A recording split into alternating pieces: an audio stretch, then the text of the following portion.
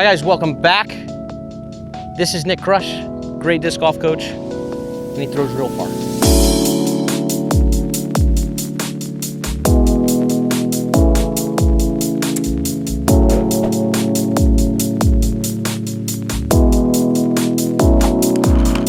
Drop. So Nick has been coaching. He is kind of a distance specialist when it comes to coaching, right? Are you starting to dabble into the other aspects of the game now? Yes, yeah, I started hitting the course more, partially because I started enjoying it more, but mostly because a lot of my clients coming off the off season, getting into the season, wanting to try to kind of experiment on myself, R&D strategies to carry what we did with the off-season form training onto the course, especially because, you know, the body just likes to try to go back to the old habits when we have to hit lines. And having a few MPO and FPO clients as well, just thought it would be like really important because some of these people, like it's, you know, either their livelihood or it's a big part of their life. So wanted to really learn more about, you know, accuracy, form transfer to the course. So that is why I am hitting the course, but still the field I think is where my heart is, and the course is kind of an extra thing now, so. Yeah, so he's gotten a couple clients over 600 feet, right? Which speaks volumes about coaching. So our next video, we're gonna talk a little bit more debate style about what theoretically might happen, but as a coach, our main concern is, can we get the student to do the right thing? And then language and the knowledge and all that is almost secondary, or it just aids in that end goal. So true. So today I'm here with you guys trying to just learn, be curious, figure out what it is that he's coaching so that we can all grow together.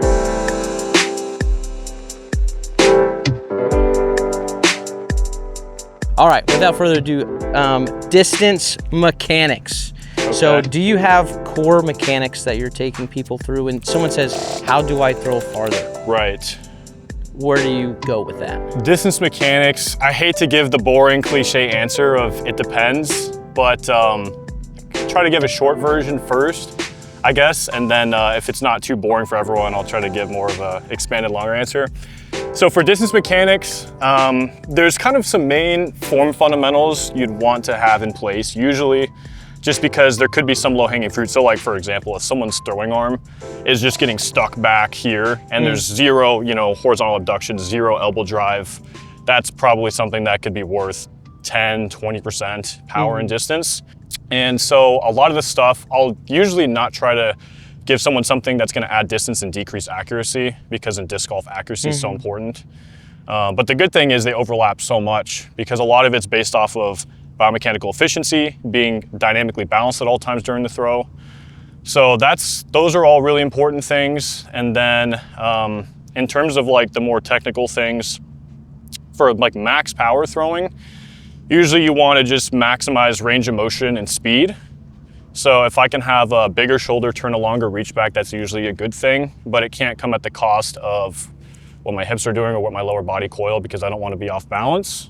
And that all puts you in position. Being balanced and being stable is what puts you in position to move at your speed limit, and everyone's speed limit is different. Everyone has different bodies, different horsepower, their nervous system's different muscle fiber compositions. So you'll see some huge ranges. Like some people can just move really fast with normal average form. Some people with exceptional form can't move as fast. It's just a huge spectrum, as you know, we all are probably really familiar with as coaches. Everybody here, they just want to know how to throw real far. These guys don't care. We're just gonna act like nobody cares about accuracy right now, because if you're clicking on this video, you probably don't.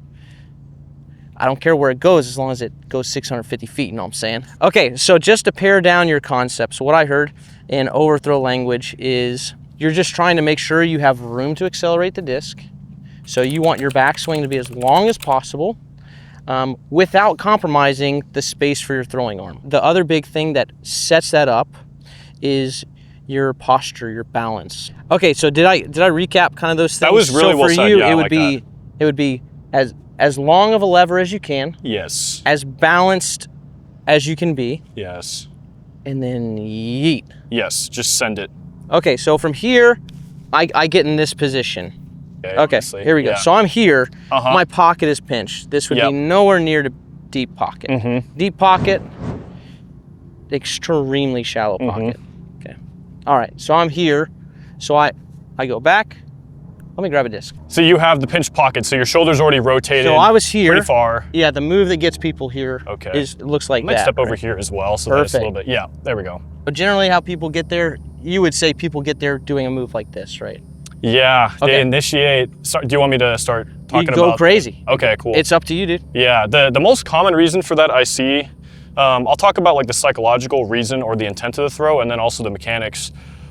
It's sort of a theory, but also I've had a lot of feedback from clients where when we're trying to throw really hard and really fast or really far, our body naturally seems, more often than not, there's some lucky ones that this doesn't happen for, more often than not, it seems to try to make the disc feel as heavy as possible, as early as possible in the throw. And the way it manifests, let me grab a disc real quick. The way it manifests is we try to rotate the shoulders really fast and have this massive centrifugal force of the disc getting far away from our body. And that kind of ends up being a shallow pocket, strong arming type of mechanic oftentimes, rather than that deep, fast horizontal abduction, that deep pocket. So it's kind of like part of the unintuitive or paradoxical part of the backhand is that what we want to do isn't really in line necessarily with the best way to do it sometimes. And I think that's why so many people struggle with what this you're mechanic. Saying is what we naturally try to feel is not the thing. We don't know what we're looking for feel. Exactly, yeah. So for me, this would come back to trying to make most people when they say that they're arming the disc, they're feeling something correct. They're feeling that heavy disc right away, because when your body rotates like this forward, there's a lot of drag on your arm because it's just caught behind. And so it feels strong because there's a lot of effort on your body. Exactly. So we think, oh, this is too much effort. And it is too much effort in that situation for them. Right, so if we have this kind of drag rotational centrifugal deal, it feels really heavy. Versus when you just go straight through, the disc feels way lighter for the same amount of speed. It's just it's a funny thing, but that's what's so good about the tech disc and radar, because like, you know, you just hear people say, yeah, for some reason, like the easy, light feeling throw was 5 miles an hour faster, sometimes even, than like the hard feeling throw. And it's like, that's what you want to hone in on really to get better, you know? Yeah, it's such a, in the beginning, you don't know exactly what you're looking for. All you can gauge is effort. Oh, that one felt stronger. If you feel stronger, you probably actually in the beginning just felt more effort and more drag. And then you get through, you get past your body clean, you feel way less for the same amount of speed because your hand just passes straight through. It doesn't have to ride this sucker all the way around. And yeah, it's a weird thing that clients have to learn to feel differently. You have to rewire what you're looking for. It's the real versus feel disconnect, and like that's not to like plug us as coaches, but that's something like as an athlete, I didn't even find myself until like I had other people looking at my throw. Yeah, I mean, I would just hate to plug us as coaches.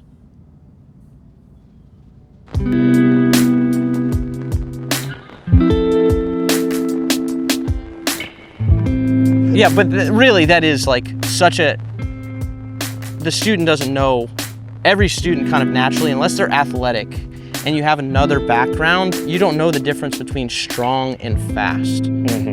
Like I could just pummel the dirt and track and I'm just gonna be wasting effort. And then probably when you run your fastest, I mean, there's for sure effort and you're for sure pumping the ground, but there's this speed aspect to it where it's quick and it's light inside of that. I mean, you're putting out so much effort, but it's just fast. In every sport where you have to either propel something or eject something, there's this feeling of that is fast, that is quick, not strong. Okay, so I'm gonna throw one, just so everybody's clear. I'm gonna try to get into this position where I'm here. Not deep pocket.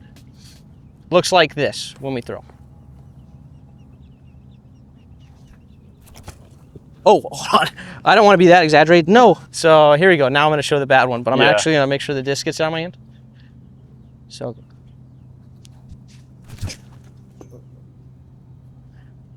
Was that a good bad one? Yeah, it was good execution of, that's actually harder to do than a good throw at this point. Dang, brother. Oops. The disc was coming in with at least 4 gigajoules of kinetic energy. It had to be absorbed somehow. Yeah. You're just too good at good form. It's hard to throw at bad form now. Well, that was pretty bad. So where do we go from there? So we're gonna get you on a drill progression to get your arm coordinating better. so that when you do work up to your max power for that day, your arm's not falling behind like it just did. And that way we're gonna get you a faster arm, a faster disc, probably more spin too, as a nice side effect. And yeah, bombs. So my arm's falling behind. Yes, it That's fell what behind. a student would say. You initiated the throw, and just to quickly demonstrate here, you initiated the throw with fast shoulder rotation, but the arm did not match that speed or exceed the speed. So basically your shoulders won the race to the pocket, your arm lost the race. Technically, if we could speed your arm up to get it to win the race, we don't really have to slow the shoulders down too much, and that should equate to a lot more power, but that can be a lot to ask for in a first session. So what we're gonna do is a constrained drill progression to get your arm working better and to kind of take some of the juice out of the rest of the body just temporarily. Yeah, and quick clarification, because there's a bit of a misunderstanding here. We're talking a relational hand between shoulder, right? So the problem was not necessarily that the shoulders were too fast. Right. If my arm can go faster. Yes, So exactly. with someone like that, if they have more latent arm speed, you would just work on speeding up the arm, not constraining the shoulders. Exactly, yeah. But with most people, the shoulders very easily kind of outpace the arm. So the arm can't get through. So usually you would stop the shoulders to just make sure that that relationship is hand winning the race. Okay, set me up, Doc. All right, so Coach. first drill. Doc's cool too, honestly. It has a nice ring to it. So one leg drill is going to be where you stand with your nose over your toes on your front foot. For a righty is the right foot. At least 80% of your weight's gonna be on that foot. And then you're just gonna kick your left foot toes a little bit behind your left butt cheek, and they're just kind of touching down for balance. So not a lot of weight going down, kind of just balance to feel at least as comfortable as you can. And then because we want the arm to keep up with the shoulders, we are in a lot of cases gonna constrain shoulder rotation speed a little bit just for the beginning of the session. So that's where we're going to pin the left hand to the left thigh here. And that's just gonna make sure your off arm isn't doing any stuff that's like throwing off the timing or speeding up the shoulders too much, or just, basically just ruining the whole throw. So that's gonna be the setup there. So the pre-throw checklist is gonna be left hand pinned to thigh. And then I also like us to have the chin a little bit down and back, just a little bit. And then after that, last pre-throw checklist is gonna be setting up the throwing arm. I want you to get me in position. For the sake of this, we're gonna assume that there are no major mobility issues. Okay. I mean, if you have mobility issues, you better get with a coach. Yeah, for sure. So, okay. So anyways, here, yeah. Boop. Yep, Left you got your arm nice tucked, leg. eyes slightly back and down to keep me here. Exactly. Now arm. And then last pre-throw checklist is the arm. So I like to get the disc kind of just setting up in a deep pocket position here, maybe under the right pec is a good starting point, roughly. And then elbow out. So we always want to keep that elbow out away from our body. And that is going to give us that space for the pocket. And it also naturally puts our shoulder or scapula in protraction, which is the stronger position for the shoulder to transfer energy through. So you need to do some practice swings. Ideally, I recommend one exaggerated practice swing before every single throw during the session. Maximize the chance of good mechanics happening during the real speed throw. So I like to do a practice swing, exaggerated elbow drive from the reach back. That's driving to that 11 o'clock for you as a righty thrower. And as you do that, you're flicking, that's copying your guys' terminology from your video, I think Mikey said it, flicking the wrist in or bouncing the wrist in. It's basically you're just kind of getting some bouncy curl in. And that's ensuring that even though your elbow is technically driving away from the pocket, the disc is coming in. And that's giving you a nice bouncy, elastic, fast arm motion. And so that's kind of what you practice. I do some practice swings and then very low power for these first ones, like as slow as you need to feel like you can do that during the throw. And then I'll just let you. So this is good here. Yes, that looks great. And then I'll just let you send it. And then I send just not full power. Yeah, it's super low power on the one legs. Here, and then just throw. Yep, just let it fly through there. And that was good execution right there. The elbow. Good? Yeah. Right. Oh, and then the post-throw checklist. I'm concentrating really hard. So the full training session, if you were my athlete and I was coaching you, the way I would do your training session to make sure your arm is moving fast enough, you would do the one leg throws with the pre-throw checklist and throwing focus, the full constrained one that we're demonstrating on the video. And then after you do those and you're comfortable, you'd work into the same exact thing, but in a standstill stance. And then after the standstills are good, then you would work into the one-step stance. And then after 1 steps, you then do a 3-step X step, AKA 3-stepper, Corey Ellis style. And then after that, then you get into the full X steps, which are going to be at first using the pre-throw checklist and throwing focus. And then you can kind of pull off all the stops and just get into it and just do a throw where, you know, you're still thinking about moving your arm fast, but you don't have to deal with the hand that's pinned, the head motion, any of that stuff. Okay, so that is kind of the bulk of mechanical training when it comes to upper body relations, Yes. right? Of course, we get a lot of stability and such from the lower body, dynamic balance being one of your other key aspects of throwing far. Take me through what that is, why it's important, what you coach on that. Okay, so first, quick definition, like 10-second. Dynamic balance just means you're balanced while moving. So static balance means I'm standing here, I'm balanced because I'm not falling over. Dynamic balance means I can move and not lose balance while I'm moving. So core would be this. Yes. Okay. Yeah, if you see the head going flying around, it's usually trying to regain dynamic balance because the body likes to do that. So the reason dynamic balance matters a lot and why I think it's really overlooked is because we kind of take for granted how our central nervous system prioritizes stability and balance over speed and power. So we can't have maximum speed and power if we're not balanced and stable. And the reason is because you will injure yourself the first time you do anything if you're not stable and balanced and you try to apply maximum muscle contractile force. So that's just the body's natural protection mechanism, is because health matters more than throwing 600 feet, at least in terms of what the body cares about, the nervous system. Yeah, so that's your why priority might be throwing far, but if you're about to fall on your face, your body says, I'm gonna protect my face and screw throwing far. Yes. I wanna live. Exactly. Got it.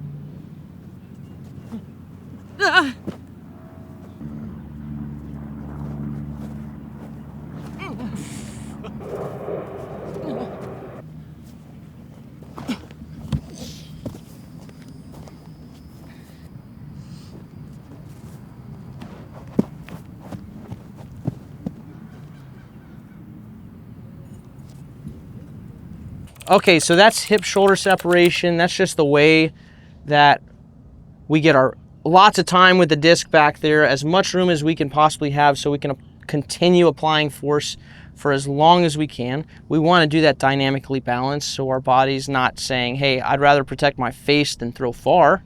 And then just the relationship between the hand and the shoulders, we want the hand to get ahead.